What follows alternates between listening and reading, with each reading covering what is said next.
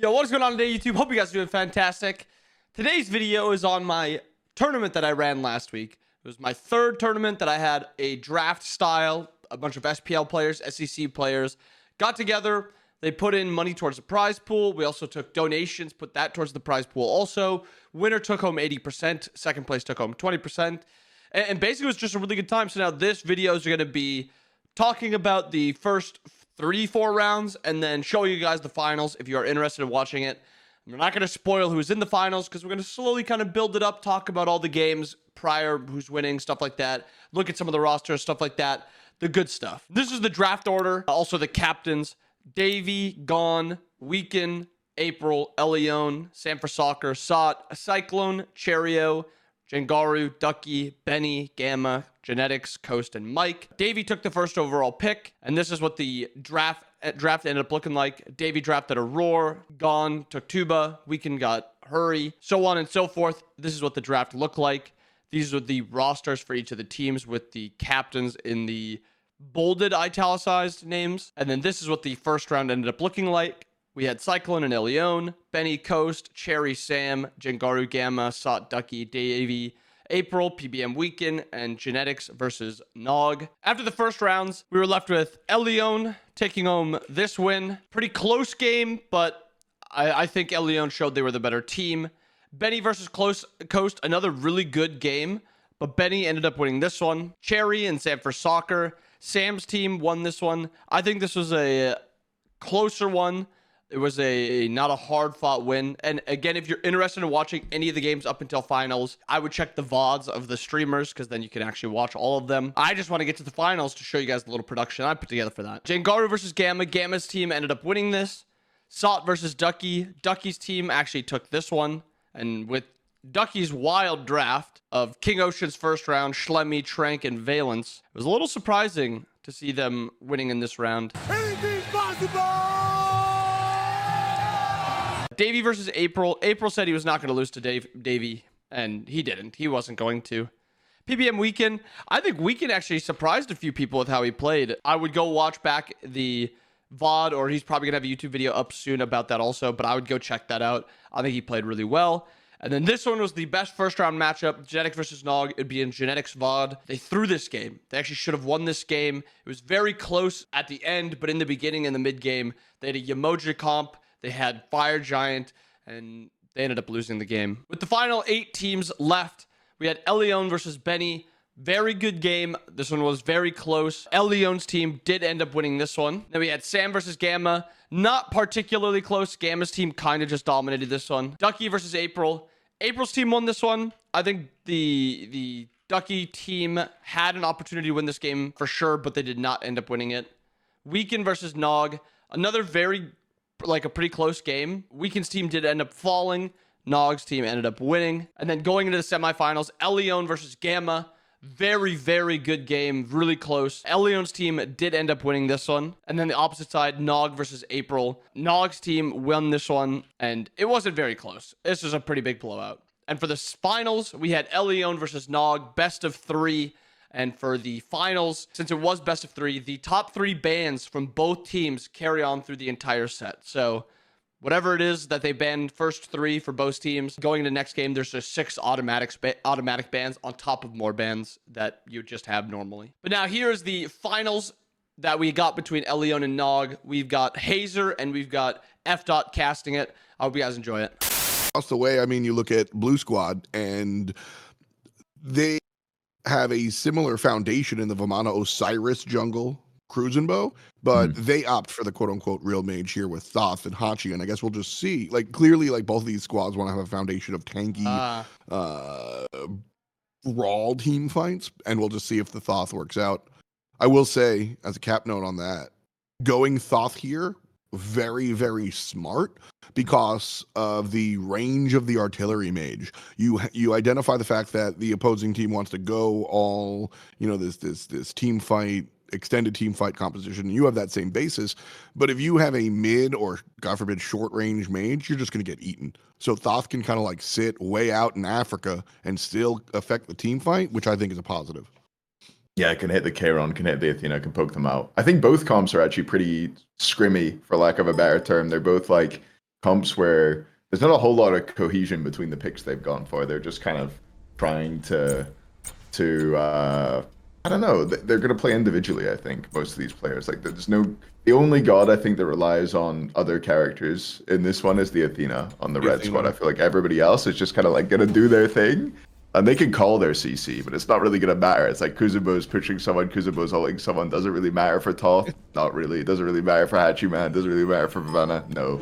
He's the same with most of the picks on the red squad as well. It's just that Athena. But even, I don't know. I think Athena can be a perfectly good character without especially good follow-up. But it does feel a bit like, what are you worried about when you get Athena taunted this game? You get Athena taunted into AUG damage, maybe, is the worry, but around mid, it does feel like it's going to be like entirely irrelevant. You get Athena taunted when Gabe and Eliana are around. I don't think you're worried for your life. Exactly. You get Athena taunted into hydrogen combo. Realistically, that's what you're avoiding. You're avoiding the what's his name? Fucking Chernobog combo. That is what you're looking to avoid. Other than that, like you said, just a little bit of poke damage. So we'll keep an eye on that. But I'm the same way. I think realistically, Athena will probably get more use out of the ultimate than the taunt, because she kind of has to follow around the Vamana. Vamana we've seen in, as far as like, ranked non-sensual play. We've seen Vamana kind of just press W, and at an organized level, you can negate that by just making sure that you're present. And that's going to be a lot on Monster Bomber here. Going to make sure that she has to know where the Vamana is at all times. Early game, that's easy, but until late game, we'll see. Yeah, I think it's pretty tough for Rundas here as well. It's like, who does he hold W onto? Is the Bog's just going to hop into a wall? The Charon's going to be tanky, and like those base Guardian stats, obviously a little bit more tanky. He's going to be able to run away. Lance, pretty hard to lock down. Like, it's hard to find a jungler and stick on them. So I feel like Rundas... Yeah, exactly. He's got more legs than you. How are you sticking on him? Your legs might be big, but he's got 6. I don't know. I feel like it's no. No, I don't even got 3. I've got 2 and a 10th, maybe. If I'm feeling generous. I'll give you like an 8th. Okay, I'll take that. Bigger or smaller? I'm not. An 8th is bigger than a 10th. You got it. Well, there you go. I'll give that one to you. These are the starts that we've seen, pretty much kind of bog standard. Is there who came up with the starts? Was there a pro team or a pro player that was like, this is what we're doing, or?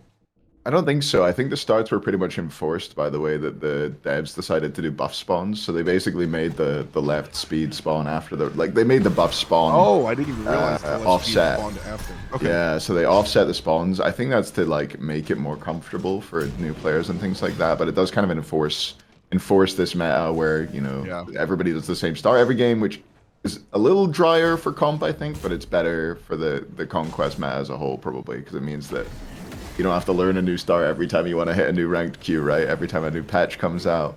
Totally agree with that. Also, from the design side, I mean, yes, your designers know everything about all the things for sure, but like, surprise, sometimes dual lane's level 2 after that. Oh my god! Yeah, they hit 2 when they got to lane. Oh yeah, like this, you don't have that surprise anymore. Combat on the left hand side, Hydrogen goes the first down. Tuba, the nice little just Warcraft 3 surround. Good push from the Kuzenbo. Confirm. First blood. Yeah, they picked up the beads there as well. Beads from Hydrogen were used. It looks like Monster Bomber opted for the blink. So there was no defensive relic for them, no sprint to deal with this really, really powerful horrific emblem that was picked up on the other side. And yeah, Bobby highlights it there. No option to pick up the 3 there by Hydrogen, so just had no way out. Got horrific, got pushed, and yeah, just always going to fall down. Blow button, dude. Horrific emblem. One of the best items in the game, especially in the early phase. It's like an ultimate. It's a 40% slow for multiple seconds. It's absurd. Like I said, especially when you're this early in the game. Yeah. It's been kind of buffed in season 11 as well. Now it applies the anti-heal as well, making it's horrific emblem plus Ankh kind of, so it just scales all the better compared to how it used to. So powerful in the early game, and I do think it's a little bit naive of Monster Bomber to pick up the blink at first try. Like, I've never really been a big blink Athena fan. I don't think you need to pick up blink first relic, and I think that if he'd had a sprint there, Hydrogen would have been able to play safer and survive, I think. Okay, good. I do agree with that. For some reason in my head, I was thinking that the other option would have been beads. And I'm like, there's nothing to beads here. Shell is usually picked up, but more action left-hand side. Monster Bunker walking away. But the blink taunt, like you mentioned earlier, what are you taunting me into? And so the surprise blink taunt, I'm here with you. I default to Horrific Emblem and go something else if I need to. I wouldn't have been upset to see her with a slow button, but I think you're right. Sprint probably better choice. Invasion, top left side. Kuzenbo by himself. Won't confirm. Nice defense there from the red team. Yeah, went for the bounce fairly early there. No follow-up from Tuba. Tuba opting to just play passive. Didn't even pick up his own purple there. Ended up walking up to try and help out Kuradal on the invade. But yeah, good try there by Kuradal. I do kind of dislike that they've given up so much of the impetus that they had in that lane off of that attempted invade. Felt a bit disjointed, right? I mean, it is, you know, we talked about it a little bit in the intro, scrimmy. Yeah. I think if we see... Oh! What? How's that W key doing, bro? Gaijin? Ult out? Maybe? Do something? Is he okay? Oh, no. Oh, no. Is that good?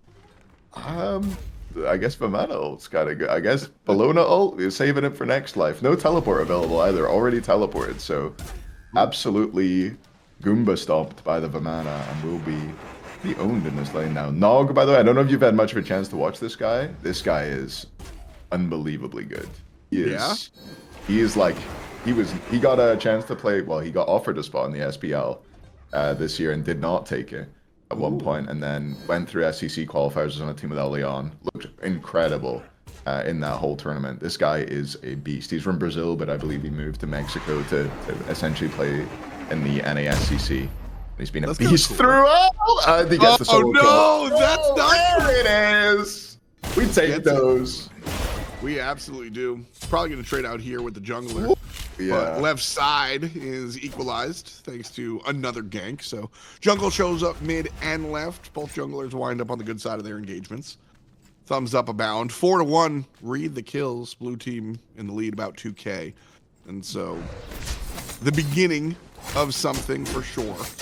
And unfortunately, I think that, unfortunately for the red team, that is, I think that we've kind of seen what to expect for the rest of the game. I think that Vamana is going to be able to walk down players, and Nog's going to be able to artillery mage correctly. It's for a brawl team like Red Squad, it really hurts to come from behind. You kind of got to be at least hanging out.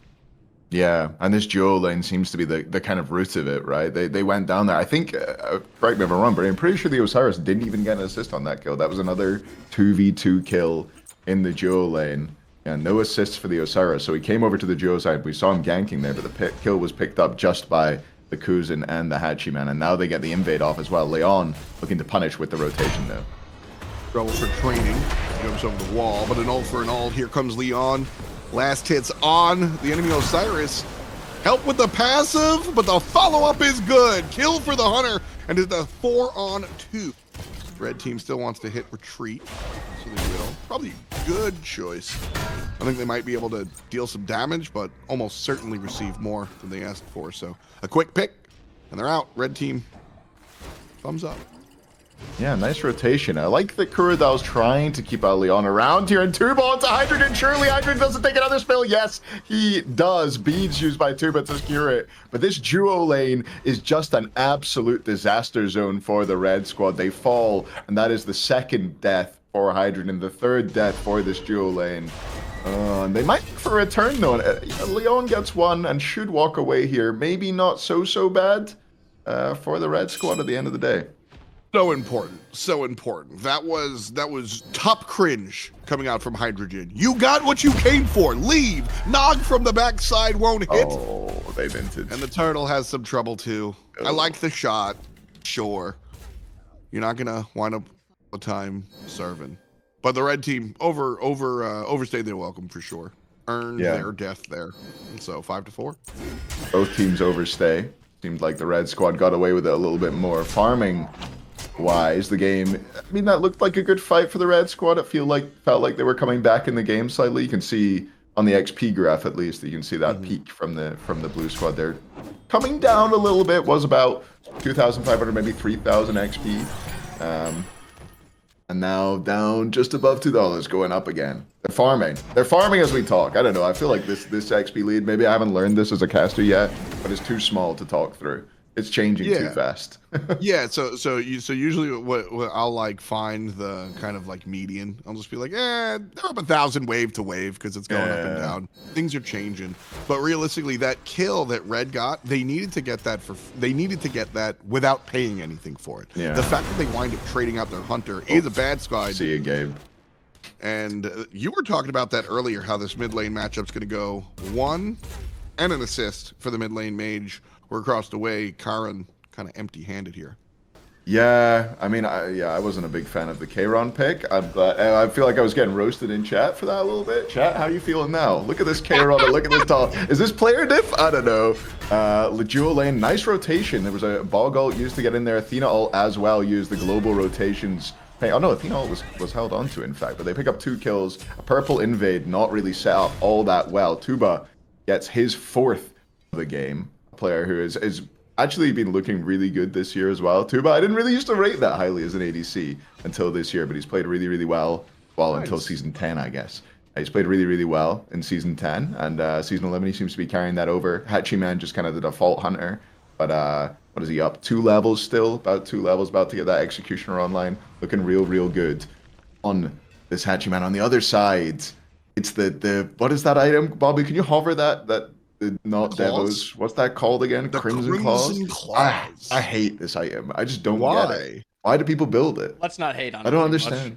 Well, I build it because Bobby told me to build it. Bobby told me to build Owl into Claws into Demon Blade. It is so strong. It gives you get 2,800 health in this item and Cowl. It's so OP. Okay.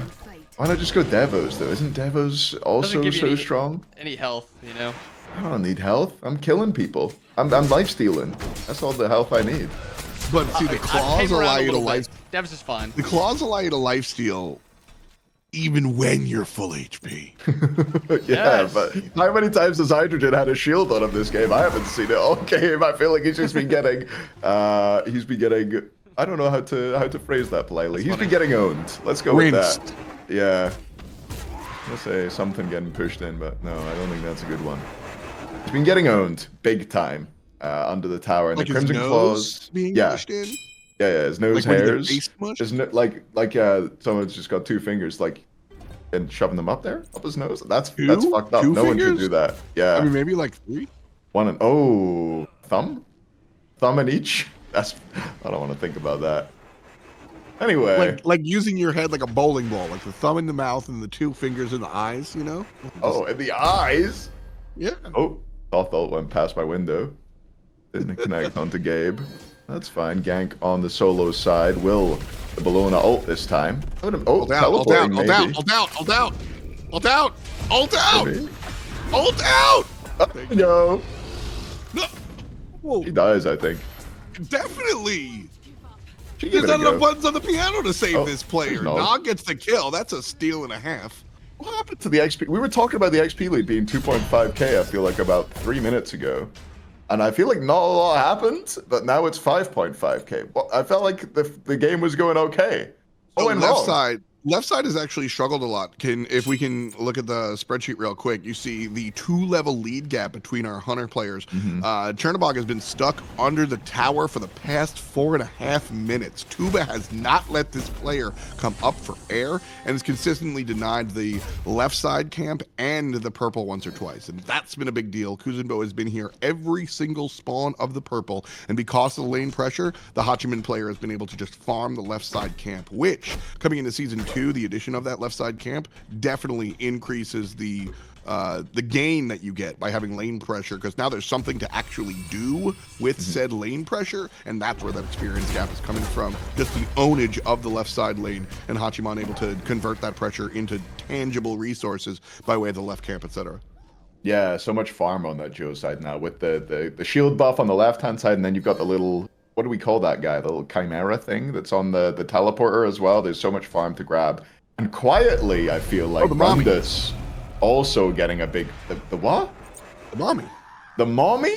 There's too many mommies in Smite already, I feel like. There's Never enough. Never enough mommies. Never enough. You've been on Reddit too much lately, I think. But no, the Vamana as well. I mean, quietly, we saw that solo kill earlier on where Gaijin maybe should have ulted out, and then we saw that kill just a few seconds ago. But that has led into a 3-level lead in the solo lane, a 3-level lead in mid as well. The 2 solo kills, solo kill for Nog, and a solo kill for Rundus, and it seems like that is the difference so far. Duo lane, we've said a lot, and there's been a lot of focus on it. But that's where the lead is actually the least pronounced. The Chernobog maybe a level and a half down. But it seems like mid and solo is where things are going horrifically wrong. Yeah, and again, it's about the lane pressure. You look at the Thoth guy over the Karen, as we see a 2-on-2. Likely going to take... No, all right. Vamana thought differently. Oh, he's here. They're going to dive, are they? Does Monster Bomber know that he see? Nobody on red side saw, and so I like this choice better. The tower's about a 45%, level 15. So wait to get a little. You want the player on the front side of the tower, not the back side, because it's not an instant success gank. So opt for the invade again. Push up this experience differential. Go for the safe plays. The high percentage plays are blue team are looking for. Yeah, I like what they've done here. They've sent the Osiris over to the solo side. It's weird, like we're seeing Osiris there. That is the jungler. That's not the solo laner sitting in solo lane. They've sent this Vamana over. He's got his Hasten Katana online. He's got his Thorns, and he's got a few items and a big lead. So they've sent him over to have impact while he has this lead, and sent the Osiris to farm solo. I really like that change. Yeah, huge play. As we take a brief moment real quick. 6,000 gold in the lead for the blue team.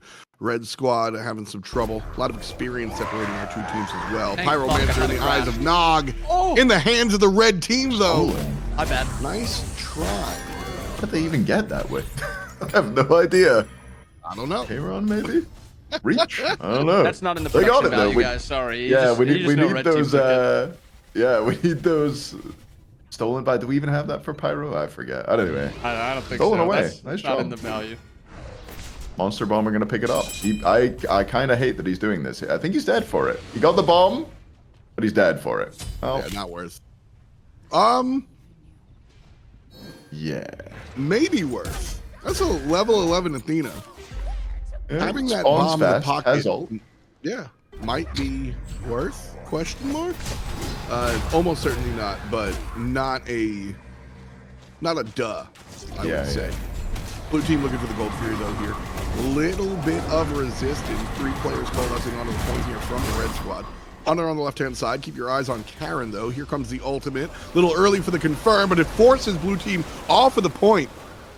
1 versus 3 in the back line. Gaijin in trouble. Doesn't have the ult, so we can ask all we want. Turtle goes spinning. 2 on the rest. But here comes blue team walking down the hallway. Gaijin getting shot down and taken down by T4S. And that's going to be 1 kill for none out of the blue team. They should leave, but they're still here, Hazer. Yeah, I think this is just going to be a Gold Fury on the reset. They seem to want Hydrogen, and Hydrogen does not want to land down safely. Tothol connects onto Elyon. Elyon, low HP. Hydrogen under the tower, but there goes the big baby. Bap, bap, bap, bap. He takes down Hydrogen. And that'll be it. The Gold Fury only now will be picked up by the blue squad after picking up a couple of kills. And again, it's that impact out of the solo lane. Rundus versus Gaijin. It seems to be going all Rundus' way. So this caster said y'all should peel back, and that would be the safe play. But again, identifying the lead and playing your lead. There's a fine line between playing your lead and letting your lead play you. And a lot of times when you see these audacious Zapman Phoenix diving plays, you're like, this is stupid. But your Vamana, Vamana's a W key character, and right now he's good, and you're 2.5 levels up. Yes. Just push them under the tower. You extra confirm the Gold Fury.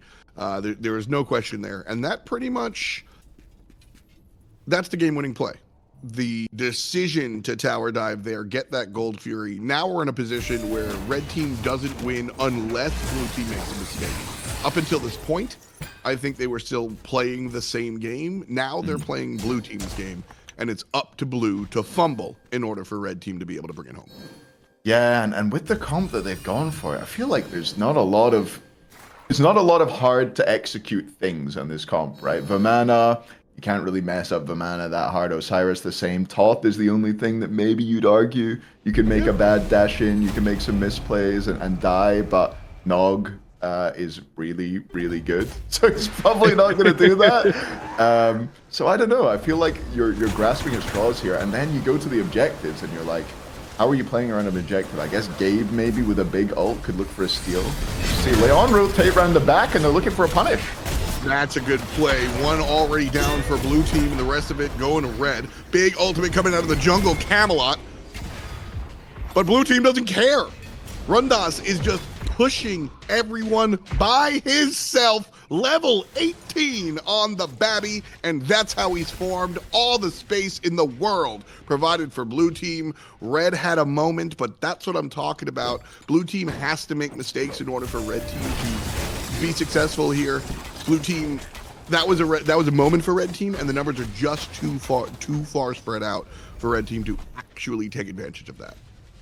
Yeah, really nice play by Leon coming around the back. They caught out Nog, they managed to punish him, but no, there we go again. As soon as things start to go well for the red squad, instantly punished. Mid laner was down in the form of Nog, and then Gabe ends up falling. Hydrogen, no ult, but opts to split push on the tier 2. Shoot! At least threaten this. There is a rotation coming from the Toth, so can't commit to it. Pyromancer will be secured by the blue squad. But I like this idea. This is one thing that we're going to have to see as the game goes on. From behind, Chernabog in the dual lane, pushing the tier 2, threatening the Phoenix. Has to be the play for Hydrogen. He can go over there. If he gets the opportunity for a 1v1 against a Hunter, that's fine. I feel like he's probably not going to get that. It's going to be Rundus or training for Smite that runs him down. And he'll have a lot more trouble in that. But as long as you can force the other team to make a play at the Fire Giant with this Chernabog ult, I feel like that's the way to go. Make them rush fire while you split push. Maybe they reset it, maybe they commit to it and you can steal. That's got to be the hope, I think, for the red squad at this point. Completely agree. I even doubled down there, Hazer, and I say double invest into your globals. Lure blue team into a quote-unquote good fight for them where they have numbers, and then two-man global ult over there and change that fight. That's you want to find yourself split pushing to look for those objectives to spread out the floor. I think that's what red team should be doing, like you said with Chernabog, but also you've got the Athena ult too. There's no reason why you can't just be playing all across the map and hope that blue team doesn't call your bluff.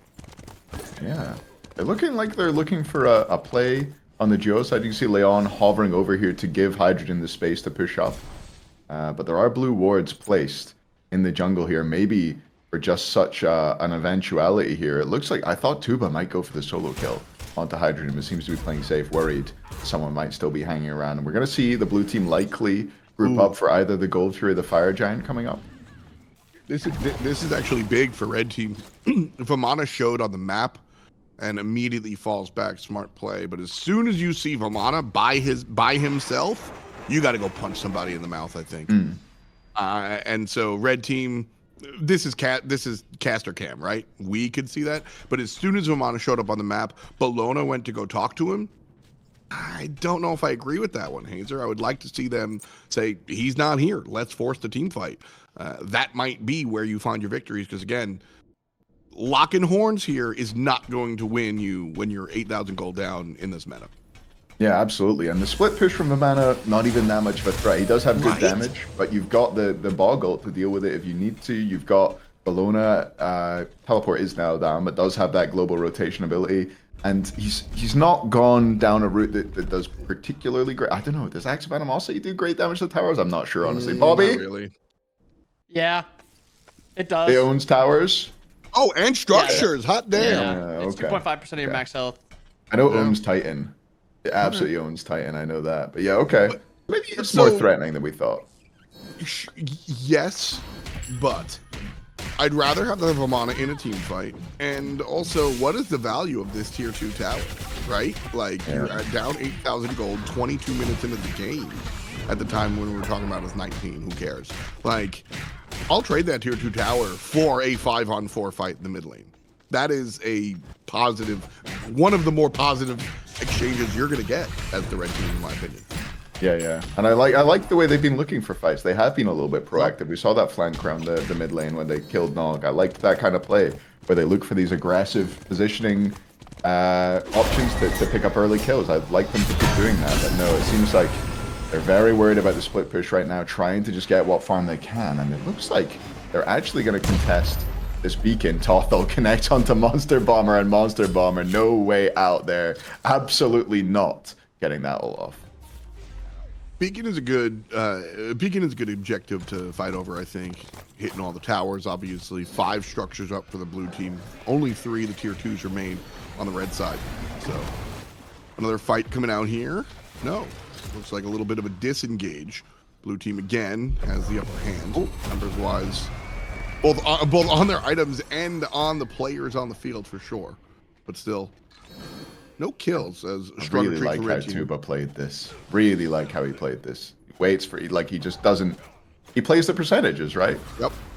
It's a hard decision to make, you know. You're like, I could go for the Hollywood play, the 1v1, look for the kill, or I could just wait for my Toth to wander on over here, and we've got it 100% of the time. We get the kill. There's no danger, and he just does it right. That's one thing that I think Tuba is very good at. Not a lot of ego on him. Yeah, completely agree. This I less agree with. This is what we were talking about. Blue team shows 2 different players on the left-hand side. So Athena ults to the right side of the map, and they look for pipe.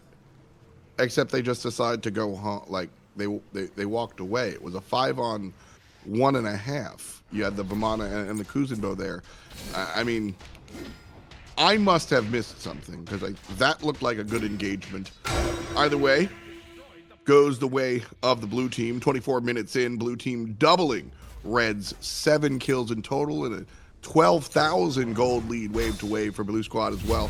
All right, I said it 5 minutes or so ago that in order for red team to take the victory, blue team would have to drop something, and this is just furthermore in that position. Blue team owned this, and they need a fire giant team fight and Titan kill. That's the script.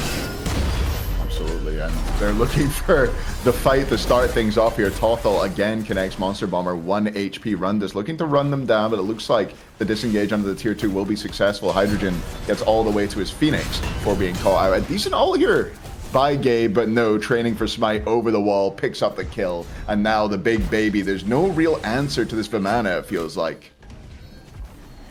2 versus 1. Vamana actually taking a lot of damage from the Phoenix, from the jungle, from the support. He does trade out, but he does trade out. 4-on-2, blue team on the good side. And we're pushing up the left-hand Phoenix. It's down. The team will then push over to the mid lane, look for the bird as well. Still just 2 players on D. Athena taunt. Blink around the backside from Leon. And 2 birds down. Yeah, the bird Nog seems to be the better option here. Absolutely crushing it in the mid lane, and you know what? I feel pretty vindicated. How there's a Kayron in this game. Where's his damage? To be fair, 12 damage, 12k damage, top damage on his team.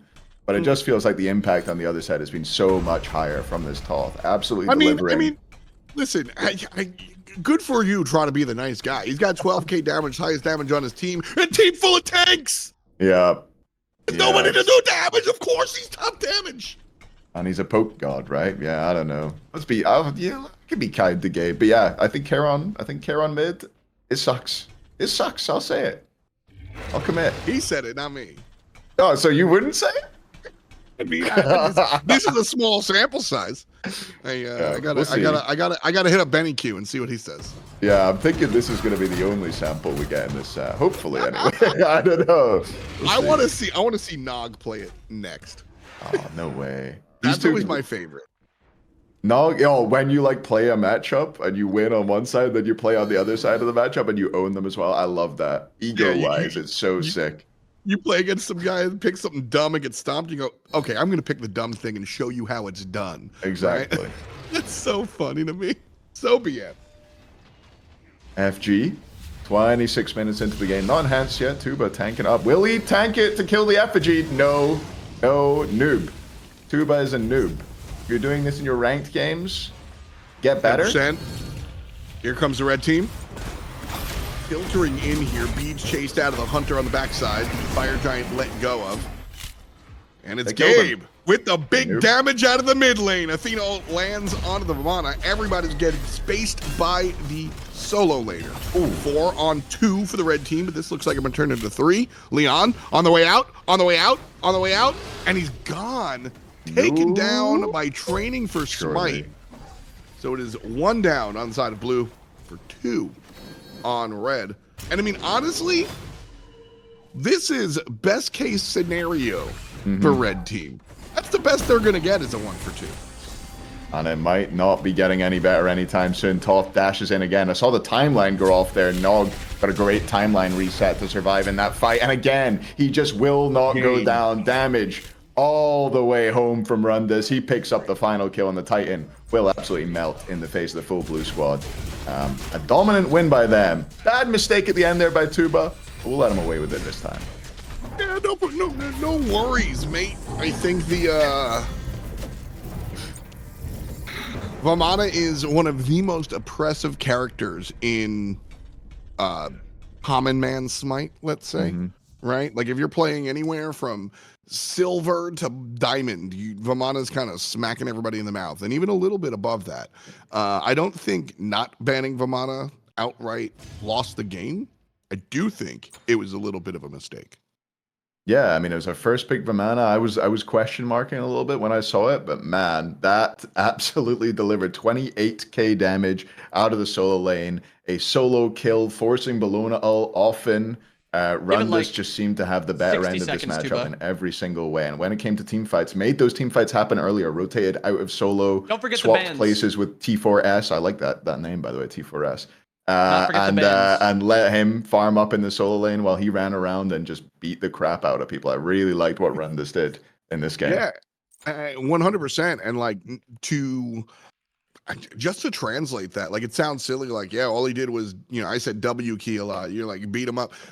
But that's your goal as a solo laner, specifically an aggro damage dealing solo laner like Vamana. You are there to, the esportsy word would be create space. And that's exactly what Rundus did. The entire game, he was, how you want to say, like 2 car lengths ahead of the rest of his team, just dealing 3 people. He wasn't necessarily getting the kills or this, that, and a third, but he was making sure that his team was fighting 4, 1 without him, right? Versus 2 or 4 versus 3. Every single engagement, and that was largely off of the lane win coming from him and the help from the jungle Osiris. So you want to talk about like when you look at lower end Smite, you see a lead, but it doesn't actually translate into gameplay. This was exactly that's exactly what they did. You pointed it out really well. They almost lane swapped, shoving Osiris into the solo lane, less because Osiris needed farm and more because, well, Vamana already got his and needed to go spread the love. Yeah, it was really nice. Yeah, it was nice. And I think their comp, like we talked about it a little bit at the start, but I think their comp, like not needing to be, nothing was reliant on any other piece. And they were winning almost individually. Like they won off individual plays, and there wasn't a whole lot of team cohesion there. We never really saw, the Kuzumbo push into the Toth ult. We never saw the Osiris ult, which let the Hachi man follow up and pick up a kill. It was all them just running down, holding W, and creating space for one another to let people play individual ways, which I really liked. I think that this comp worked really well. And I think that there's going to be some parts that will definitely need to be taken away in this second set. Second game, rather. Probably the Toth and the Vamana, I think, are the ones I'm looking at. I will give them a little bit of credit because you're right. We didn't exactly see the Rune Glyphberg. The machine? Oh, the Goldberg machine? Rube Goldberg. So there was a skateboarder in the original Tony Hawk named Rune Glyphberg, and I always confuse them because I'm like pop culture dyslexic. Anyway, we didn't get to see the like stun into hit into taunt, like sure, but we still did see cohesive macro play, right? Like that lane swap and things like that. So that is kind of the level of cohesion that I expect at this level of play. And I didn't really see it from the red squad at all, minus the one flank out of Elion in that mid, which I think was their best play all game. Yeah, Yeah, it was a nice play. It was a nice call they made. They got the numbers advantage and they made it count. I felt like they just weren't really able to get much going outside of that. They do take away a couple of the pieces from that last draft straight away. Huge. Vamana and Kuzenbo gone. Sad to see Kuzenbo go. Less sad about seeing Vamana go. I feel like that's a smart call. And on the other side, target bans at Leon. He played Circuit in his semi-final game, played it really well. They opt to take that away. They don't want to give the hot hand some more momentum. But one thing I'm looking at here is Toth not banned. Hachiman is the piece that's opted to be taken away by Leon's squad. Reminder, Thor, Naja, AMC, Kukulkan, Bake Kajira, and Sobek still banned out from the last time. Osiris first pick. Chef's kiss. Love this. I think a lot of minds are on the damage dealers. Like you said, the Thoth is where your eyes were, and I think a lot of fans at home might be thinking that. But the Osiris did so much, caused so much congestion that Judgment Tether really, really slows down everyone, and that allows everybody to just kind of catch up without needing, like you were talking about, real hard kind of like comms commit. It's just like, well, everybody's slowed and bowed, so I can just shoot people now. And that is really, really valuable for this squad, the way they played game number 1, and this style of competition in general. Yeah, I like it as a first pick in general as well, just because it has that flex potential, right? It could be going jungle, could be going solo. You can wait till bottom 2 to decide where it's going, and maybe you don't want to first pick the Toth because something like Daji plus Ares or Daji plus Athena could come out and make your life a living hell. But we'll see if Nog wants the Toth. I think he did pick it 2-3 last time out. This time we'll see if he wants it. He would have to grab it here, I think. Otherwise, it will be getting either picked or banned by the red squad. The other bit is that Thoth is an artillery mage and, meta dependent, might be the best artillery mage to choose, but is just one of the artillery mages. Like, you could go a different long range selection for sure. Whereas what Osiris brings to the table is a little bit more specific to what Osiris does with Judgment Tether. Nog could go, Vulcan's probably not as relevant, but still the idea of a long range mage pick, you aren't locked into this. So if you do get counterpicked, if you do get it stolen away, you can just go a different selection. But of course, if it's there, I'm eating. And Nog's going to go ahead and pick it one more time. Rundus selecting on her for, I assume, the carry player. I would think so. And speaking of eating, Bakasura snap locked in that third slot by Hydrogen. That's going to be going in the jungle almost certainly. And it must have been a pick that they had planned out ahead of time, right? Oh, no, is it maybe not? In quick. Okay. This is a Hydrogen special, the Bakasura ADC. Oh, no. Hell yeah, brother. It is a special for Hydrogen. I wanted to get it out there because I knew the first thing you'd see was Bakken, and you'd think jungle. This is most likely going to Hydrogen. Bakasura ADC with Golden Blade being, given for, golden, what do you call that thing? Golden whatever. Boner. Shard. Golden Boner. The Golden Boner. I think it's actually called the Golden Boner. Anyway, the Golden Boner for Bakasura available by default. So it doesn't need to opt to build into a Golden Blade to be able to clear out waves in ADC, so maybe makes that a little bit stronger. I always associated Hydrogen with Jingwei and Jingwei alone, but I didn't know he had this Baka in the pocket as well. My take on it, and this is less meta specific. We'll stay close to the ground here. Metas are dictated by items. The carry role doesn't necessarily have to be a hunter. The only reason you play hunters in that role is because they're your structure damage dealers. Theoretically, if you pick a Mercury in the jungle or somebody else that deals structure damage, you don't need a hunter. You can pick whatever you want. The problem is that hunters dealing long range sustained DPS is valuable. So if you're going to pick a melee character, the only concern for me with Bakasura versus pick a hunter, the only concern is safety. That's the only concern. They do the exact same thing. Sustained, long-term DPS, basic attack nonsense instead of ability, blah, blah, blah. But he has to be up close and personal. So I look at the rest of the comp. The taunt, the range stun from Agni, huge deal. They might have the CC to allow this Bakasura to stand up on his hind legs, but that's going to be the issue. late game. Can he actually left click? Is he allowed? Looking at the composition on blue team, what are your thoughts? Bologna says no. So what is going on here? Is this a Yorm support Bologna solo Osiris jungle? I would think Bologna Yorm. support. You think Bologna support Trix tank mode, taking the 3 at level 1? If blue team knows, and it sounds like from Bobby's input that Hydrogen, they know he's got this Baka bullshit ADC in the pocket. So I'm putting Bologna in that support role, absolutely, and I'm just whipping him on cooldown, and then Yomengunda can go over and just be the solo laner he was born to be. Absolutely. I think I like Yorm support a little bit more. I think I kind of hate the Yorm into Nike matchup, so I would put Yorm in support. I feel like he can bully out the Athena, he can bully out the Baka. I don't think disarming the Baka, like the Bologna jumping on the Baka, is going to be all that impactful. I think I would prefer to see this Yorm in support just for the pressure. One thing that's interesting here is Anhur, a god who's typically considered a lane bully, against Bakasura, a god who you kind of don't want to 1v1 ever. He can just kill you if he's level 5, especially. So it's going to be an interesting battle here and see whether either of them really wants to push the lead, because quite susceptible to ganks, right?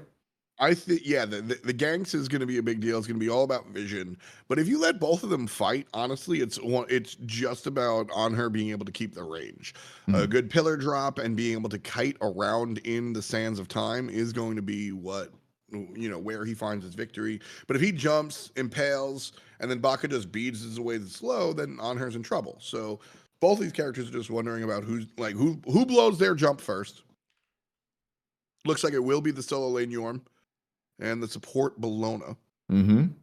Spot on. You got it. And it looks like it will be the Bakasura ADC as well, and a Thanatos in the jungle for Elion. What a terrible character. Anybody that mains Thanatos is an absolute cringe being. Give me your take. Why don't you like the Jormungandr into Nike matchup? I think Nike has a lot of knock-up immunity in her kit, so the 1 and the 2 both being knock-up immune. Osiris, Yorm having no way to interrupt the Nike one. I feel like Nike can just clear and out-sustain and outbox the Yorm. I feel like it's not one of Yorm's better matchups. I think he does better in lanes where, I don't know, we'll see what the Nike builds, but I think if the Nike builds into some prop, maybe into a Jotun's Vigor or something, she's just going to be absolutely fine in this lane. I like the Nike matchup into the Yorm. I think it's one of the better matchups into Yorm. He's typically a lane bully, but I'm not sure how hard he's going to be able to bully this one. Do you think he loses the lane? I don't think he loses. No, I don't. I think he just doesn't win it. I think the Nike just doesn't really care about him. That was kind of my assertion as well, was that I don't think Jormungandr is going to beat the Nike, but I don't think she's going to win. And I think that Bologna probably has a similar experience over there. So you might as well put the belly over in the dual lane. I believe Rundus is a bit of a Yorm main as well. I think he slams this pick a lot. This is a bit of a Rundus special. He did absolutely destroy the last lane in a lane that he probably shouldn't have even been winning. Yeah, Rundus, much love. First time I seen you play. Game number 1, I don't know, man. You played Vamana. I'm not giving him all the flowers in the world here. I got to see game 2. You know what I'm saying? You got a free solo kill. Just ult away, Gaijin. Just ult away. Get out of there. Just blink, Benny Q, blink. Yeah. So we'll see. I don't know. What do you think of these comps here? Which one are you favorite? I think I like the red comp a little bit more than I did last time. I think the Athena looks a lot better with what's surrounding her in this one. There's a lot of space control there and a lot of threat off of the taunt. Red composition much better than it was last game. Still concerned about it. I think game 1 and game 2, blue team had a better balanced composition. A little bit of grains, a little bit of fruits, a little bit of fats, oils, and sweets. We have the long range, we have the front line, we have the punch you in the mouth type deal. Lacking a little bit on that last bit, like not so much burst damage outside of the Thoth guy and the Anhur, but you don't need Thanatos type burst all the time. On the red team, I don't see that long range damage out of anybody but Agni, and Agni is, as an Agni, you don't say, it's not like you're saving your stuff because of the nature of meteors, but like you absolutely have to be setting up for Baka and Thana. That is your job, more so than doing damage, I would argue. And so I think red team has put themselves in a position where they are susceptible to that long range damage that the blue team has, and that might be their downfall. Blue team is much more balanced, in my opinion. Yeah, it is just a more traditional comp, I suppose, with a more, they've got a lot of front line, and then they've got this back line artillery from the top, and Anher actually does really well into dive because of the pillar. The pillar is really hard to play aggressive in front of just because of how aggressive that slow is. The shifting stance is absolutely ridiculous. Probably needs a slight nerf, I think, but that's another conversation. But yeah, really? I like this blue. Really? Yeah. You think the Anher pillar needs a nerf, Hazer? I think so. I think I'll go all out there. That's Wait, my. do you like a cooldown nerf, or you think like the ability? No, I think a smaller? slow nerf. I think the slow is too powerful, and I think it's a 40% slow. 40% slow at max rank. I think 40% in that AOE on such a low cooldown is it's up for 7 seconds. The cooldown is 0 seconds according to the tooltip. I think it's a little longer than that. Maybe once we level it up. What I would be down for? Yeah. Ranks 1 through 5. 20, 20, 20, 20, 40. So that you only get it because like you're maxing that last. Maybe you're maxing you're maxing that second to last if we make that change guaranteed. Right? Yeah. But I like changes like that where I don't mind if you have a 40% slow 40 minutes into the game. Like, okay. But you're right. I think it is a little too powerful in the beginning. Also, by the way, holy fucking shit, I want to bang Paul Hazer Hay so goddamn okay, I can't say all of this, can I? There's too many words there. Yeah. Okay. Fair enough. Thanks, chat. That's my tiny tight boy. No, my tight boy pussy. Surely you could have just said bussy. No, I gotta go. Oh. Okay. I'm just kidding. I'm here forever. Oh, nice. Good. I wonder if we're gonna be here for 2 more games or just 1. I'm trying to figure it out. I'd like at least 1, but that was respectfully not close. No, a bit of a stomperoo. Anything interesting in the builds? We got a Boombas for the Bakasura. That's interesting to me. Is that where you go? I guess so.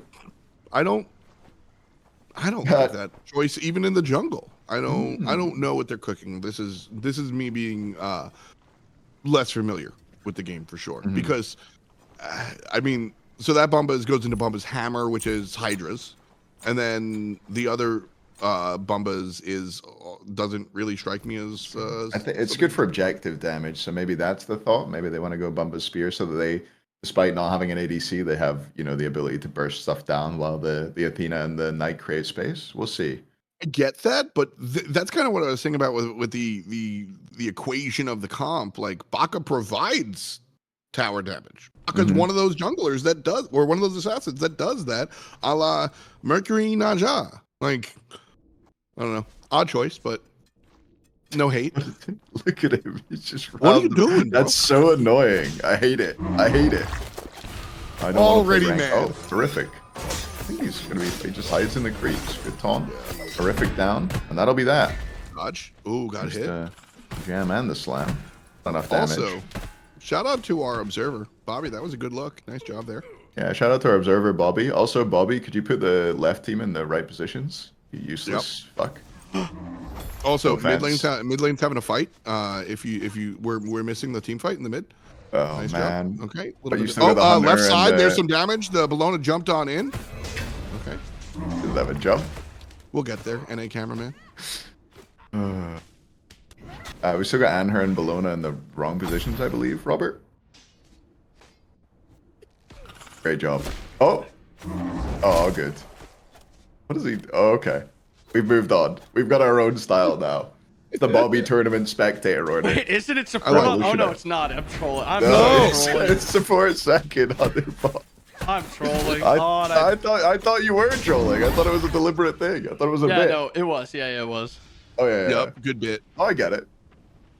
So, trouble on the left side, and I want to keep an eye on this Bologna player as this develops.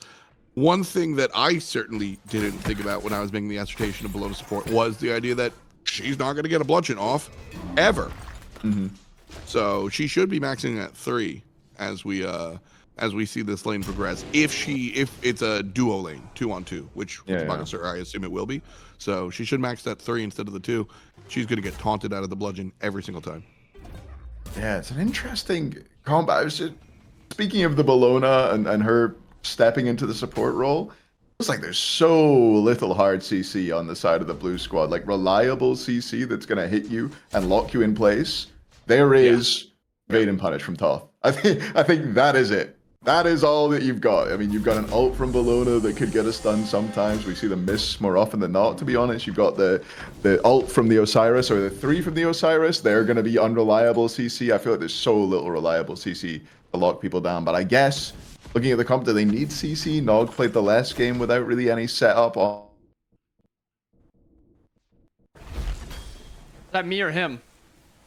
Himself up, forcing the blink out of Hydrogen there with just that pillar. Yeah, no, I agree. I don't like to see teams with this little bit of CC.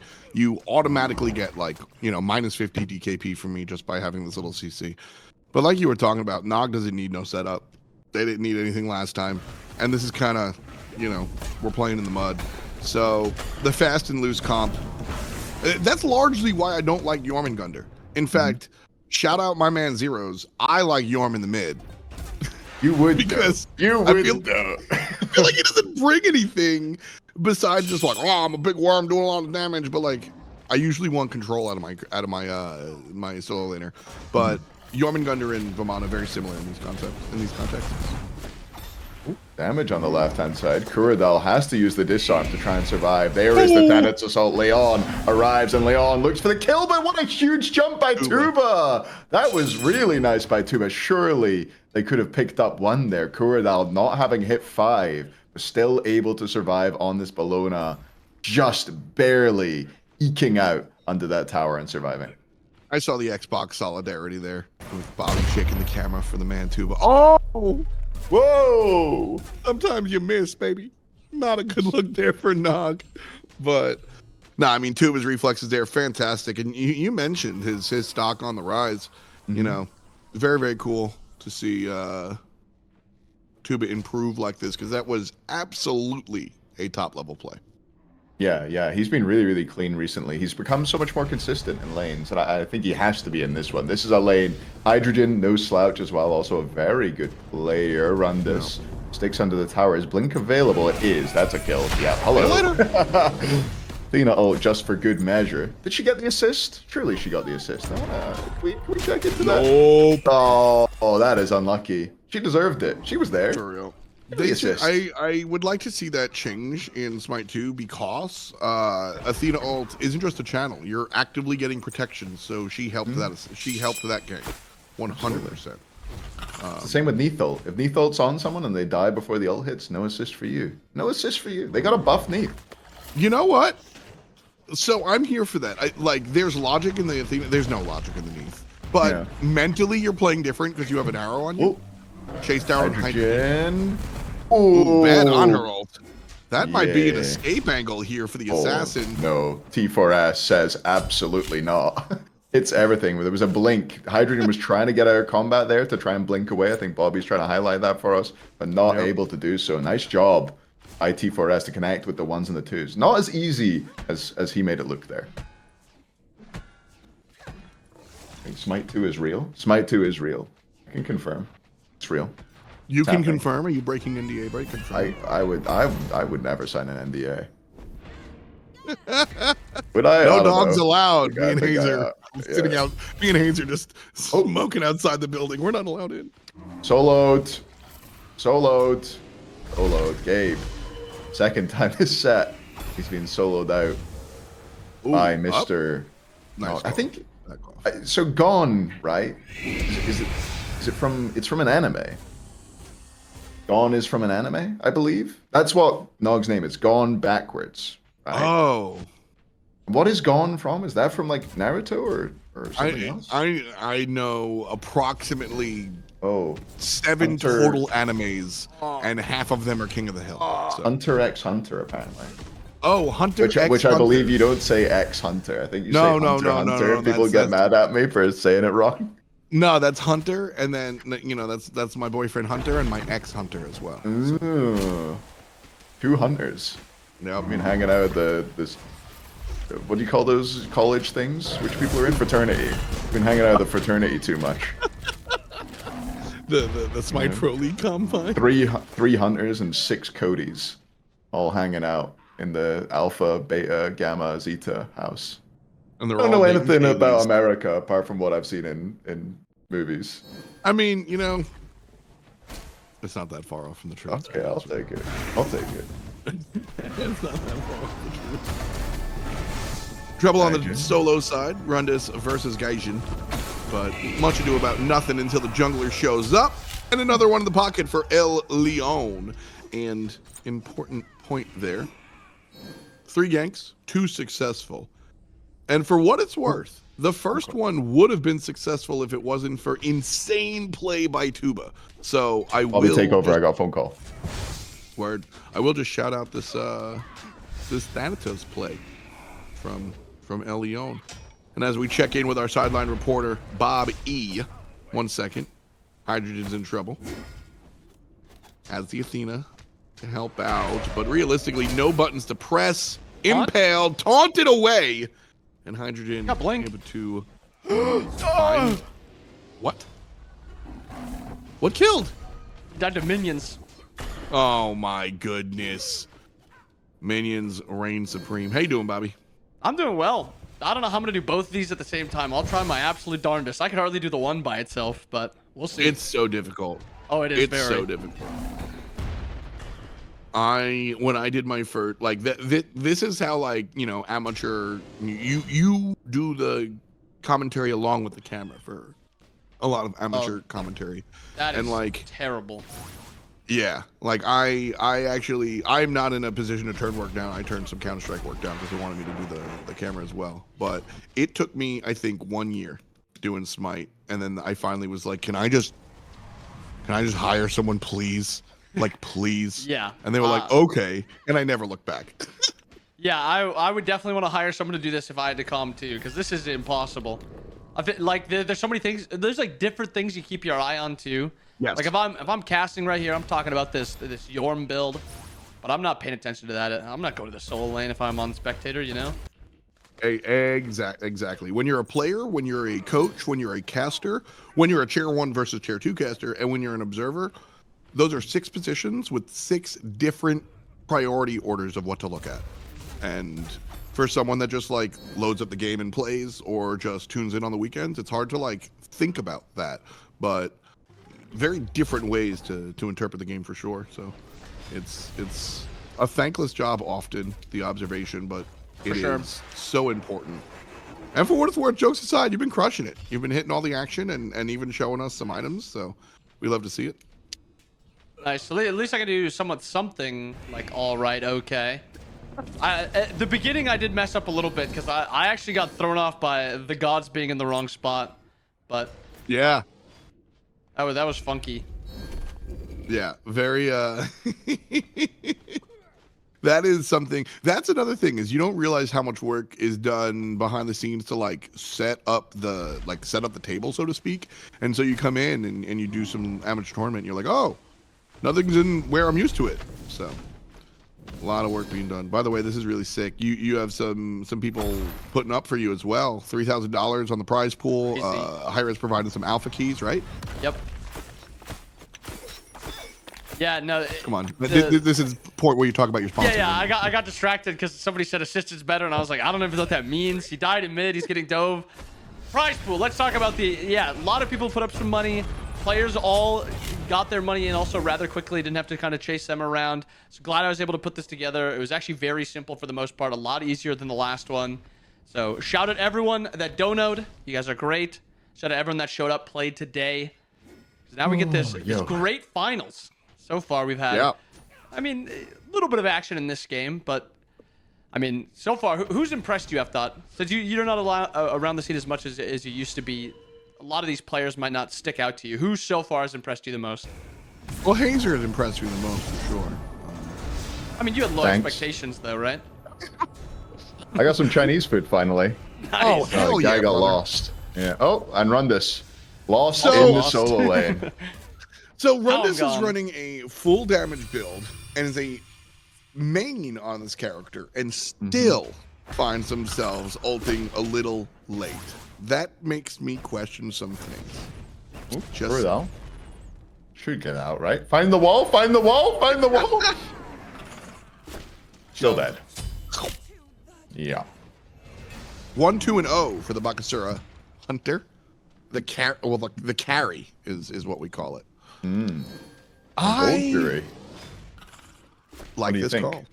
This is a 3-0 call. for Leon as well, Yep. by the way. The Thanatos doing exactly what you would want Thanatos to do in the jungle. Early pressure Tuba though. Steal. No way. No way. Doesn't get it. That's fine.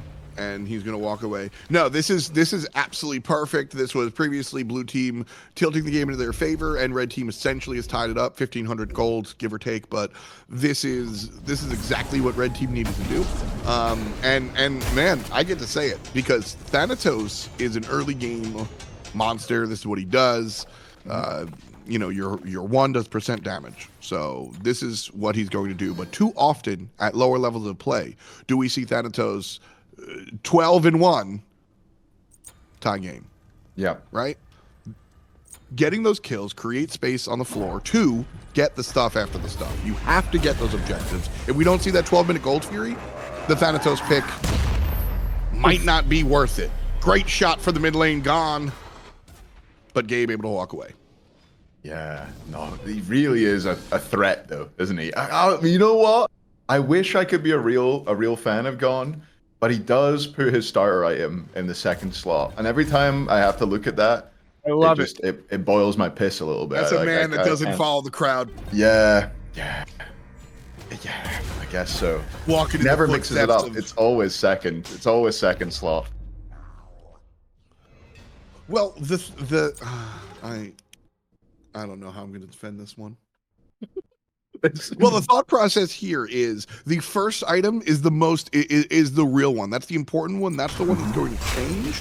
But your starter item generally stays the same based on what character you're playing. So you're putting all the thought process into that first that you're like thinking. All right, I guess I'll go book a Thoth and then starter. So that's why you buy the first item first. I can see it. It also like makes other people, they look at your build and they have to think for like an extra half second. You know, they're like, oh, what's he got? And then, yeah, I feel like you're winning. You're winning if you do that. I would like to see how long players have the scoreboard up on their screen while alive. I would venture a guess that the best players have low numbers but high, like a low uptime but high. They just Flickering. tap it. They have Yeah. there you go. Scrum in the mid lane, 4 versus 4, but it's a 3v3 and a 1v1. Training for Smite, chasing down Leon. The rest battling out in front of the tower. Dive is good. Ooh, Yorman Gabe's, yeah. All the way. Gabe falls down. Nog on the good side. Still a 3-on-3 in the mid lane. Monster gonna fall back. Everybody following. the dash. Gaijin, Nog in trouble. Dash is good. And the mid laner is safe. Tied 5-all. Gaijin might be the number that changes that, but he won't. Hydrogen is full health here, Hazer. And the red team looking for a dive of their own. Oh, yeah, the pillar there from Tubatch, he really nicely placed. Did you catch that? He put that in front of the Yorm so that when he got taunted, he didn't get pulled too far out of position. Really nice from Tuba. And man, I'm really bigging this guy up. And there he goes. He picks up the kill on the Monster Bomber as well. Hydrogen, the opposition carry. And again, the pillar, the shifting stands. Nerf that thing immediately. Look at the problems it's causing. It's causing problems because this player is playing out of his mind, Yeah, Goblin. true. He's just doing it. Like the wall in between the Athena taunt, yeah, Ymir does that. But nailing the pillar? That's impressive, man. That's impressive. There's a reason why unhurt 1v1s have been the go-to for so long. Like, you need that. It's players love to say nothing takes skill. I'm sorry. That's just raw skill. He's a skill diff character. That's what he is. If you are better than the other ADC, you're probably going to win. If you're worse than the other ADC, you're probably going to lose. That's just the way it is. Ego character, skill character, and Tuba making it work. I also like how skill intensive the character is, not just with respects to the micro of like hitting your jump, pillar and pal, etc., but with the macro of understanding you are going to fail if you do not jump on the opponent. You need to utilize the aggression in the kit. But also, if you jump too early or when you're down too much, you lose that engagement even if you hit everything. So you quickly learn how much damage you do, how much damage you can take, and when is the correct time to jump on in. I think On Her is a great tool to teach an intermediate player the importance of lane dominance. Yeah. Yeah, great lane character and a great 1v1 character just because of the intricacy of playing Anher versus Anher, right? So much fun. Stacks for the Bellona does go for the cloak, which I like here. I agree with it. Scourge, obviously, such an easy way of applying a little bit of a damage to opponents and stacking up that cloak. On the other side, Monster Bomber goes for the Gauntlet of Thieves instead, opting for the easier to stack, the earlier protections, which again, I agree with. I like it. I think Athena needs a little bit more help staying safe in the early game, wants to be a little bit more consistent through those first sort of 12 levels. So I like the way both supports you're making an excellent point, but you brought my attention to the items, and I just gotta bring this up. Why is the Bakasura building the Jotun's? Is the Jotun's Vigor worth it? Is that because Jotun's Wrath on Bakasura? I don't understand that. This is like a thing that Scream was doing for a long time, is going Jotuns on Bakasura, but I'm not sure that justifies a build ever. The fact that Scream was doing it. I am the #1 Scream fan in the world, and I tell you, it almost negates it. No, fuck! I thought I was gonna get away with I'm not here to defend his builds. Damn it! I'm here to defend everything else Scream does, but sometimes those builds come out, and I'm like, dog, can you read? I can imagine that just extra uptime on the 3, getting the 1 up more often, having the ult up more often. I mean, extra uptime on the 3 is almost more damage than any item you can buy, right? Any pen item, certainly.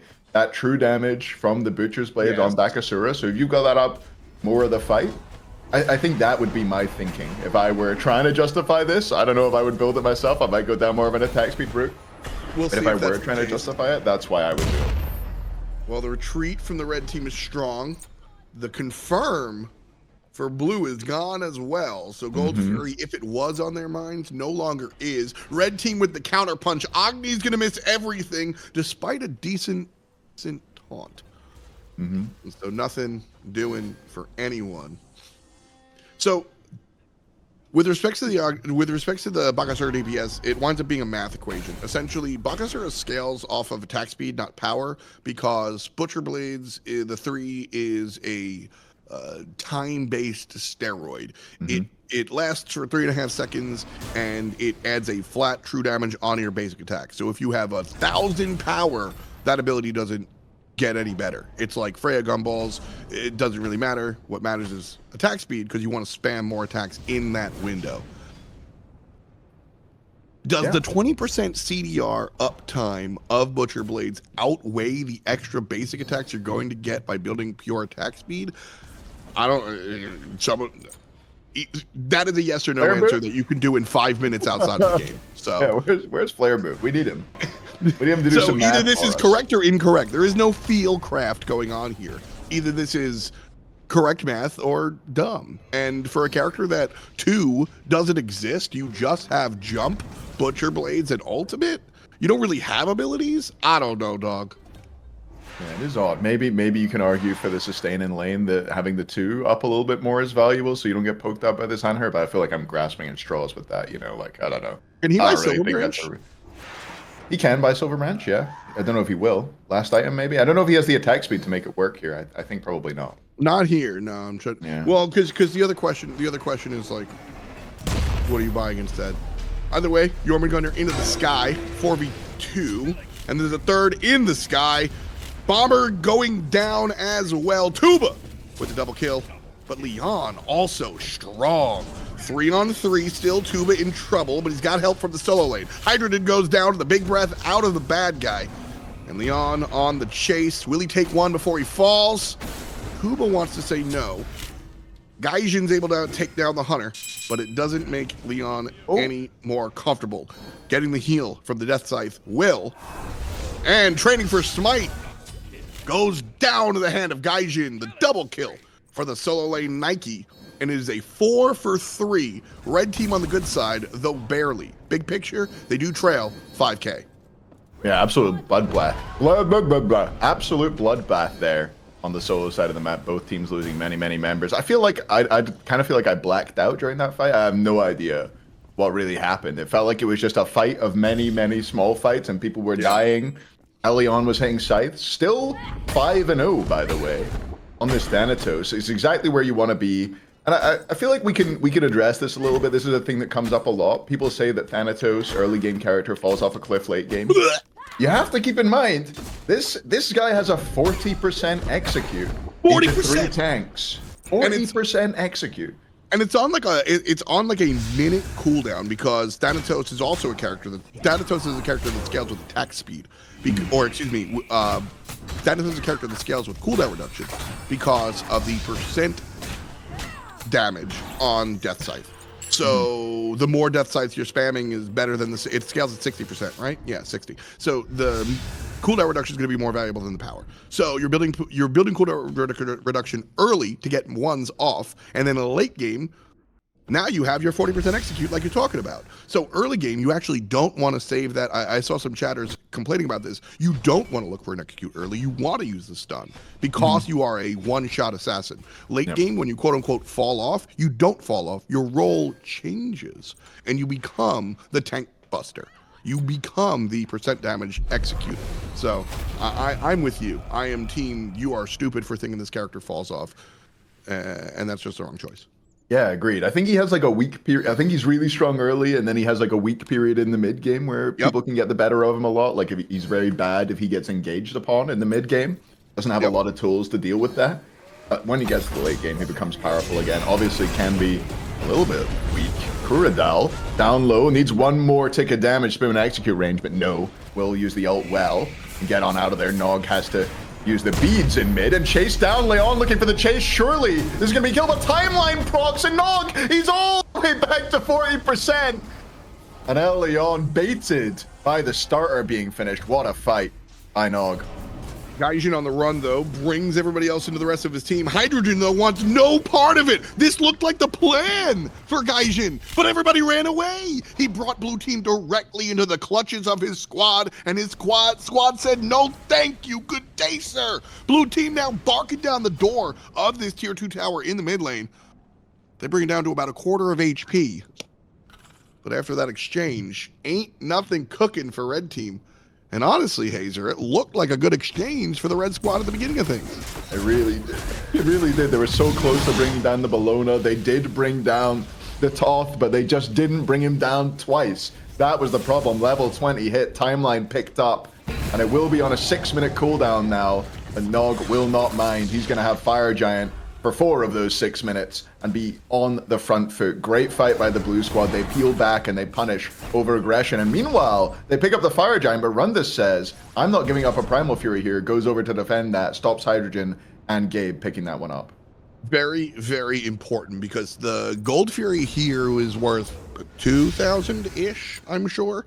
And that shortens up the lead to, right now, Fire Giant, you don't want to defend against. If you get that Gold Fury, you might want to fight into it. Leon separating the squad. I like this idea. You've got the separation, so it's 4-on-3. You want to chase a little bit, but not a lot of it. And that's exactly what red team does. They realize they don't have anything here, so they are going to fall back. But I do like the aggression. It shows me, Hazer, that they're not just like sitting on their thumbs and like, all right, we'll just wait until it's over. They're still ready to play despite being down 10K. Yeah, I like going for the play there. It's kind of a lose-nothing play as well. Like, Leon goes in, uses his ult, but that cooldown is going to be back up by the time they fight again on a tier 2 or on a Phoenix. So that'll be back available, and maybe they can get a kill, take a Fire Giant away, maybe they can bait out some relics, you know? That's what they're looking for there. They don't ever think that this is going to be a turn-the-game-around fight, but it's a sort of shot to nothing. So I like the play there. I like there's not a lot of farm up to be grabbed, you know? You're not losing much going for it, and the payoff there is potentially quite big, taking a fire away, taking some relics away that might lead to a winning fight later on. So, yeah, I like the idea. Well said. Unfortunately, not well played here for the red team. Oof. As Gaijin just caught with his shirt off, taken down to 10% HP. Will get the jump onto the tower. Thanatos goes up as a deterrent. and I like that call. Yeah, that ult maybe. Oh, up down actually from T4S. Surely gonna fall. No, Hydrogen leaped out. And Leon tries to pick up the kill. No ult available. And there's the blink. And Rundus will create the space. And now Leon in trouble. And all the while, the left Phoenix is under duress. There's 3 members here. Leon just about able to survive. Beads used and just gets out before the spit comes back up for Rundus.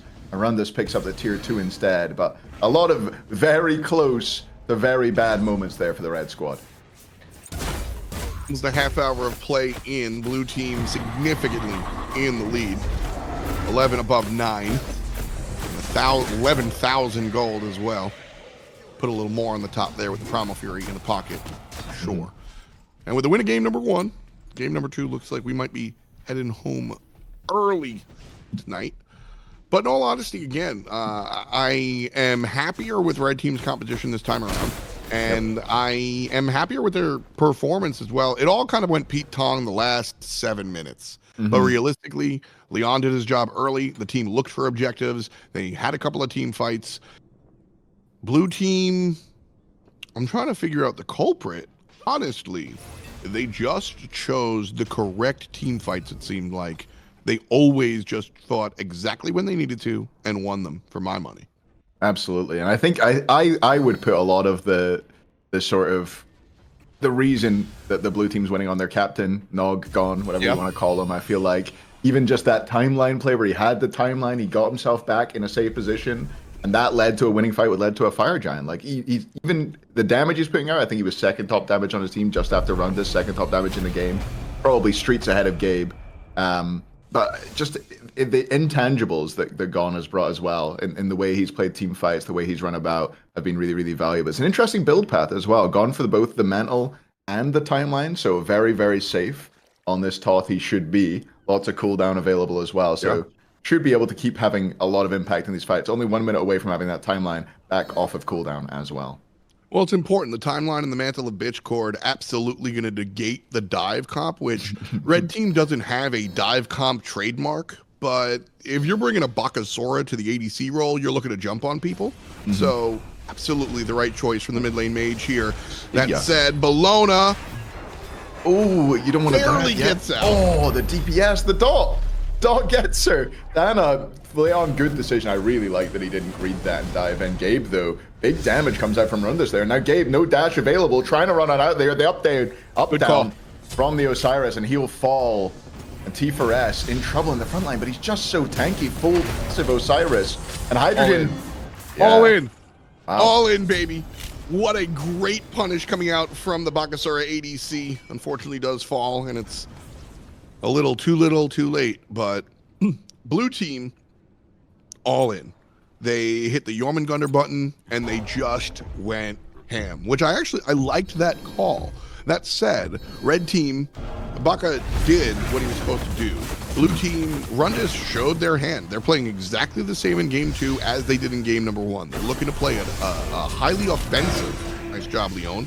They're looking to play a highly offensive, space-creating solo lane. Not gonna be able to create space by going home. The double for the jungler. And Rundus in trouble. Goes underground. 3 players surrounding 1. The knockup is strong, enough to shove and enough to be safe. Under the tower, red team with the first counterpunch in a long while, also going to earn a tier 1 tower if they focus on it. Leon doing that. Out of there. It's nobody. Gets on out. Tier 1 surely will fall here. But they got their 2. And they got themselves back into this game, I felt like they've been on the back foot for a decent bit here. But some nice play there. They pick up Nog, they pick up Tuba. The carries fall down. Relics as well. Down on this Anher when he respawns, so a lot of pressure going to be able to be put out onto that character. Nog going to have no Aegis as well. There's a Relic bloodbath, actually. If you look at the left-hand side, there's just a Beads and a Horrific available. And Fire Giant is now the target. They know that there's no Relics. They should have these timers. Early ult from Rundus, I quite like that. Try and discourage the DPS, but will he be able to stop them picking it up? Gotta watch out for Leon on the backside of the backside. Here comes Gaijin. Red team gets the Fire Giant, but T4S gets 1. Hydrogen answers back and helps out with the jungler. And so it's gonna be 2 for 1 at the moment. Gabe, the only one underground. Training for Smite. Knocked up. And Tuba's here. He's going to be more of a threat than anyone else. And it looks like that's going to be a full retreat coming out from the red squad. Gaijin might be sacrificed here. No, they're back in. Monster Bomber taunts. That's not the right move. See ya. Deleted, and what looked like a fantastic sequence out of red team winds up being a bait extraordinaire. Oh my God. What an unfortunate turn of events here for the red team. That should have been 350 free, Hazer. Yeah, and that's FG off of 3, and is that the end of the punish? Are we gonna see a Phoenix go down? You've got the Glyph of Pain, you've got your ADC there to do the damage as well, but up goes Leon early. Surely won't land down here, I don't think. Oh! XD. Here comes the rest. Leon versus Nog, taken down by Tuba. Beautiful play out of the ADC. And that is the end of that fight. Hiding out, looking for more. There is the Flame Wave stun connect as well. Rundus looking for more damage, and the fight will never end. It's never over. Tuba takes down Gabe, and now the Phoenix once again the target. They need to get this Yorm back out of the ground to tank it up, and no, the minions arrive, and Tuba and Nog safely pick that one up, and eventually I don't even know how to describe that fight. Back and forth, but the final result is a Phoenix for the blue squad, and they're going to be feeling good about it.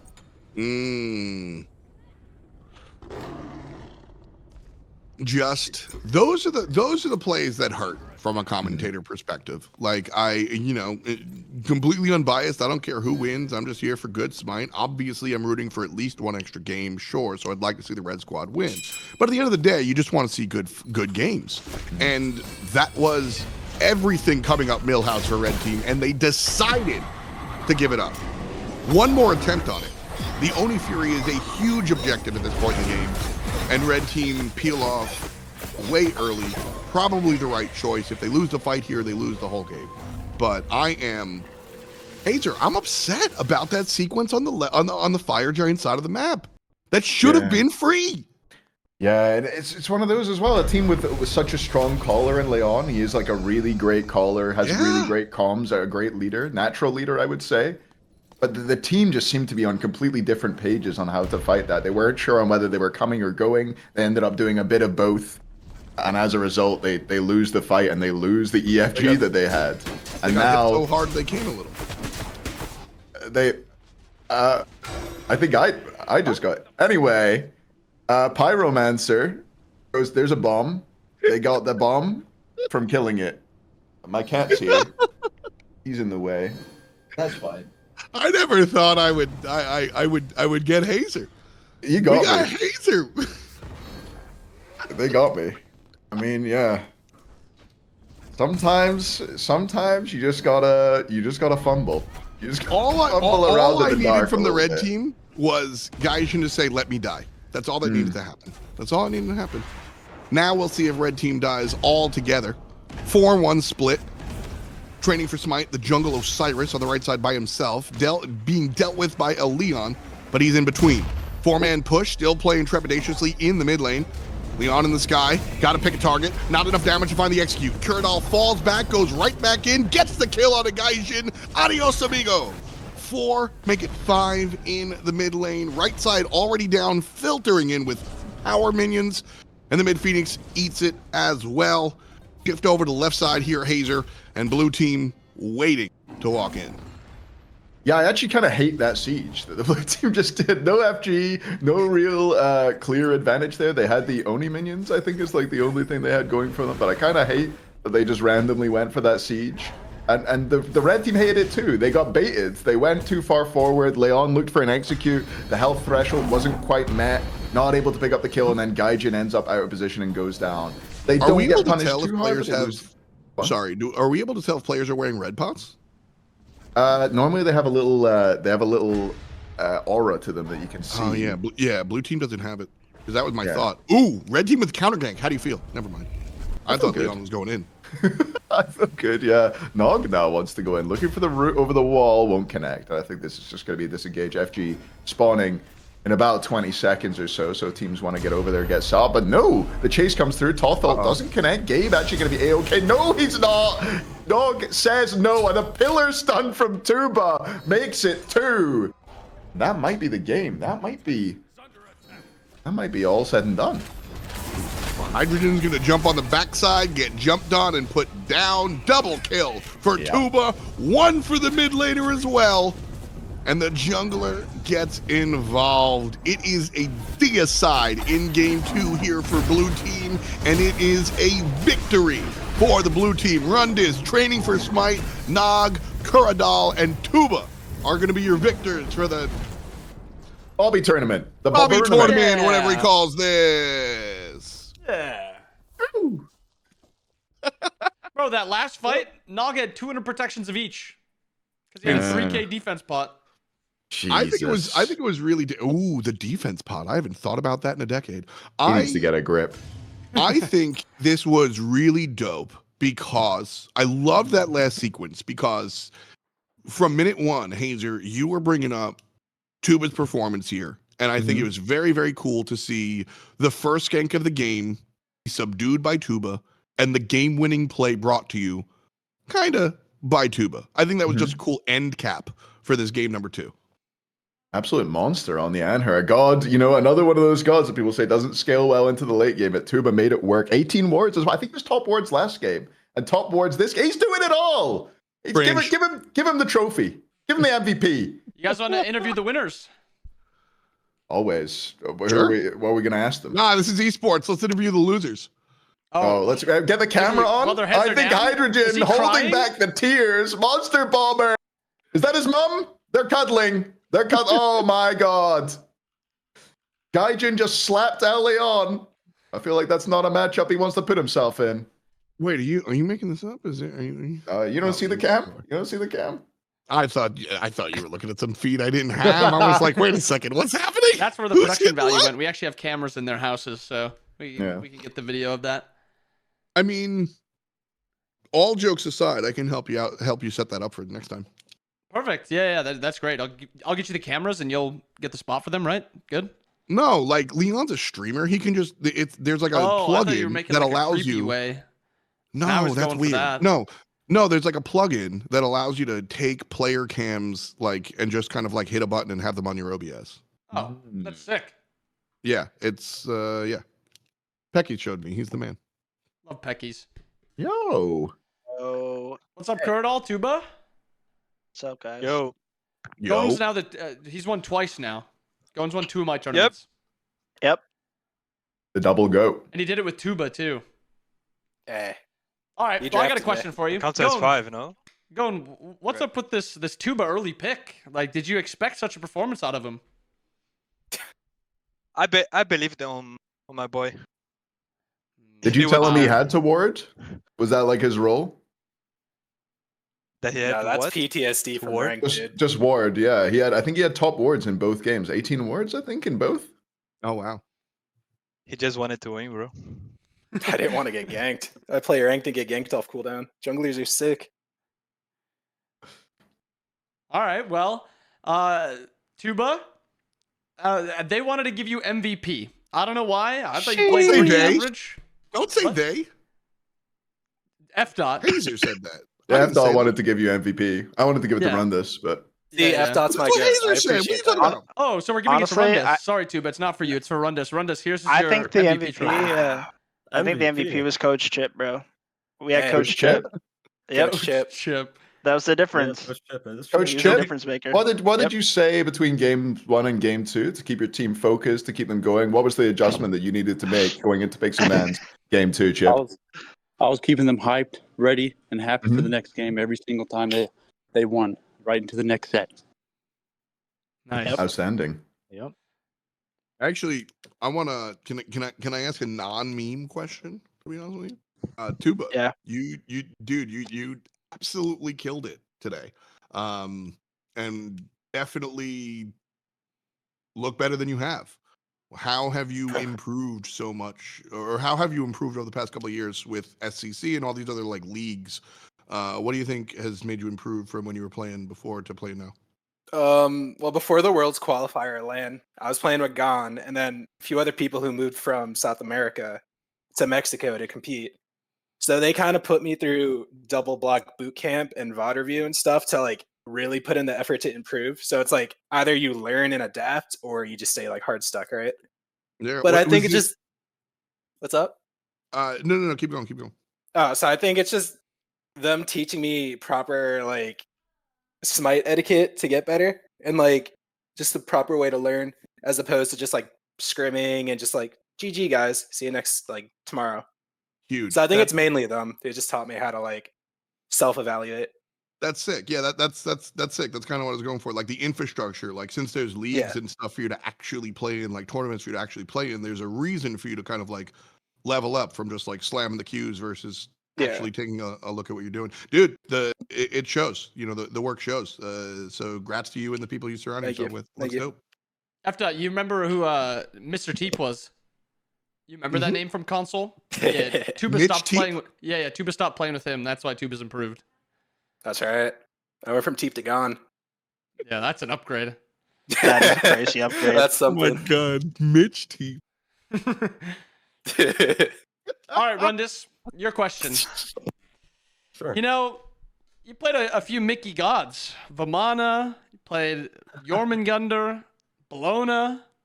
Like, Yeah. what is your opinion of the god pool right now? Do you think you'd be just as fine in a different meta? I think the thing about it is that in any meta, no matter what you pick, like if it's a meta pick, people are gonna be like, oh, that's a Mickey pick. Like it doesn't matter. Like it's gonna be in any single meta is gonna have that like that kind of mindset, right? Like there's always gonna be a god that's good that's a Mickey. So I think complaining about it is really stupid. It just deal with it, get over it. That's just how the game is. Let 'em There's really know! not too many hard gods to play in Smite. There really isn't. So I think those kind of like complaints are kind of silly. There, Let I him like know, that. boy. I like that. I like that. All right, Curdle, I got Oh, one for you too. Why the Bologna? You.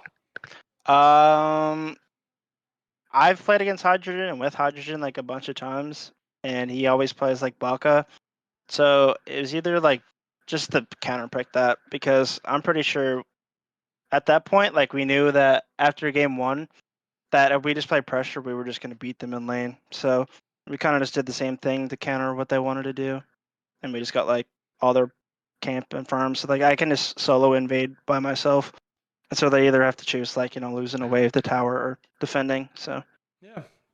No, that makes sense. Even that first purple buff invade, you just kind of walked to, and I don't remember if you ended up living, but you wasted like a minute and a half, 2 minutes just sitting there beating on the purple buff or something like that. And I think you ended up getting it too. So yeah, I don't really care about dying. Like if I'm dying and my team's getting ahead, like I don't care. Like I will be the Noble sacrificial mentality. lamb. Support life. That's how you True. gotta play. So yeah, it doesn't matter if you die in support. I guess I got one. I don't know if you guys planned this. I guess that's what I'm asking. You guys kind of went for these comps where, like, you guys obviously aren't a team that plays together all the time, but you went for these comps where there wasn't a whole lot of, like, I'm going to Athena taunt you into Tothel. I'm going to set up for Agni Bombs. I'm going to set. It felt like you guys just went for comps where everybody, you had frontline to create space for you, and your backliners didn't really rely on CC and things like that. Is that something you planned to do? Or is it just kind of the way that the god picks you wanted to play turned out? Did you guys think about comp? I think that is composition? accurate, because like we scrimmed like a decent amount going into this, and I think we all felt that like player wise and like skill wise that we were probably the most even team across the board, that we didn't have like a player that we thought was a deficit in any like place. So if we just draft pressure and kind of just let our players win the ones, like And then, well, naturally, when we were scrimming, Yar and Rundis were like, even if I was inting trying something, which happens a lot, Rundis and Yar were just kind of running everybody down, like cooking, and they weren't even really talking. So it was kind of like, I feel like some players just kind of have natural synergy with each other, and I do think those two were like making their backline, like every team's backline, just struggle. And then obviously, Gon and I have been together for a year now. Yeah. So like, it's just we just talked about what we wanted to do. If we saw a go button, we said go. yeah, It was I just think- kind of natural Run it synergy. in a straight line. It's worked. Yeah. Yeah, a couple of us have played together before for like pickups for like gym tournaments and stuff. Like I play with literally everyone here like before, and so we kind of have an idea. And if not like with against each other, just like playing like Vulpus and Ice and stuff. But so we kind of knew what each other played and how we wanted to play, I think. Yeah, Yar, what did you think about playing with the team? What was your experience kind of with like all of them? Like your 1v or your 2v2s with Nog, your invades with Rundis. helping out the duo lane, trying to get them ahead? Like, how is it feeling, kind of jungling for the team? I thought it felt great. I could just go anywhere, and I just have teammates everywhere. I just run at people, and my teammates just do things behind me. Yeah, I mean, you draft Osiris, you give your teammates a little bit of space. Hey, you're doing your job. That's all you got to do. Yep. Well, if you guys got no more questions, kind of wrap up the winners I interview. have Congratulations. Yeah, what do you got? So does Coach Um, Chip get a Smite 2 code? He went. I'll talk He to went him. crazy. I guess that's a He was Hindu a crucial question, right? part of the team. Coach Chip. He was there for there every scrim. He was there in for every every game. scrim. You know what we could do? We could give Chip Tuba's Smite 2 code. I think that's a good Ooh. idea. No. He gets 1/3 of a Smite code.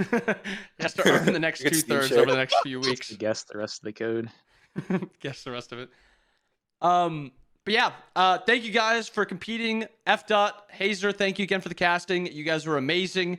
You made the finals feel really great, and thank you that I didn't have to do it because I would have not done that well. So I appreciate that from you guys. Thank you. It's good to be back. I haven't casted Smite in like 5 years, so sorry if it was a little rusty. No, it was great. Very, very. I was dummy excited to do this. So hit me up again. Thanks for running the tournament. Thanks Bobby. for hosting the Yeah. tournament. Like you didn't Of have to course. do Yeah, that, but that is like mad Yeah. fun. That was a blast. Yeah, so yeah. thanks, bro. Of course. It was a blast to do. And Hindu said, roll 1 to 5. Whoever number comes up, they have to give their code to the coach. So what do you guys? I don't know if what do you guys Oh think? no, dude. I think I'll take my luck. I don't think I got that in me. All right. Well, I appreciate you guys again. I'll DM you guys or DM me your PayPals and I'll get you guys your money later today.